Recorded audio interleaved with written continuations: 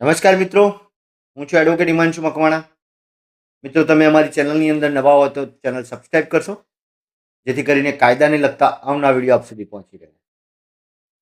હવે મિત્રો, શું કોગ્નિઝેબલ ગુનામાં એફઆઈઆર નોંધવી ફરજિયાત છે, અથવા પોલીસ એફઆઈઆર નોંધ્યા પહેલા પ્રાથમિક તપાસ કરી શકે?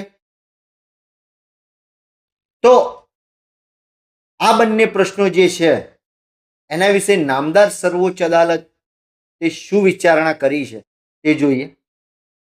આ પ્રશ્ન નામદાર સર્વોચ્ચ અદાલતે વિચારણામાં લીધેલ અને તેનો નિર્ણય લલિતા કુમારી વિરુદ્ધ સ્ટેટ ઓફ યુપીના કેસમાં જણાવવામાં આવેલ છે.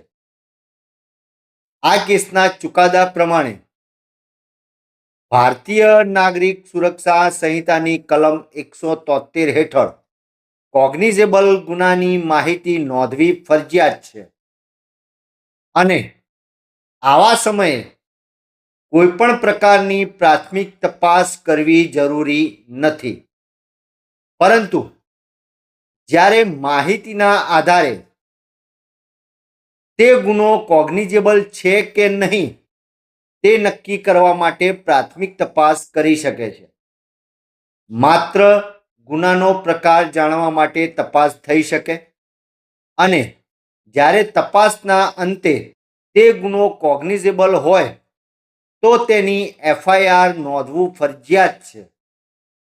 જ્યારે તપાસના અંતે તે ગુનો કોગ્નિઝેબલ ના હોય અને તે ફરિયાદ બંધ કરવામાં આવે ત્યારે તેની માહિતી 1 અઠવાડિયામાં માહિતી આપનારને આપવી જરૂરી છે, અને તેમાં ફરિયાદ રદ કરવાના અને તે આગળની કાર્યવાહી ન કરવા માટેના જરૂરી કારણો જણાવવા જરૂરી છે.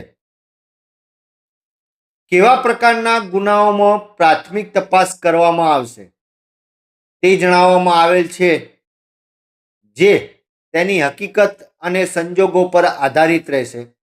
1. લગ્ન સંબંધી ગુનાઓ એટલે કે ફેમિલી ઝઘડાઓ. 2. વાણિજ્યને લગતા ગુનાઓ. 3. તબીબી બેદરકારીના કેસો. 4. લાંચ રૂશ્વતને લગતા ગુનાઓ. આ ગુનાઓની અંદર પ્રાથમિક તપાસ 7 દિવસમાં પૂર્ણ કરવાની રહે છે, અને કોગ્નિઝેબલ ઓફેન્સ એટલે કે અગૃહણીય ગુનો બને છે તો તેને એફઆઈઆર નોંધવી ફરજિયાત બને છે. એટલે મિત્રો, કોગ્નિઝેબલ ગુનાની માહિતી તમે પોલીસને આપો છો તો પોલીસે તમારી એફઆઈઆર નોંધવી પડે છે.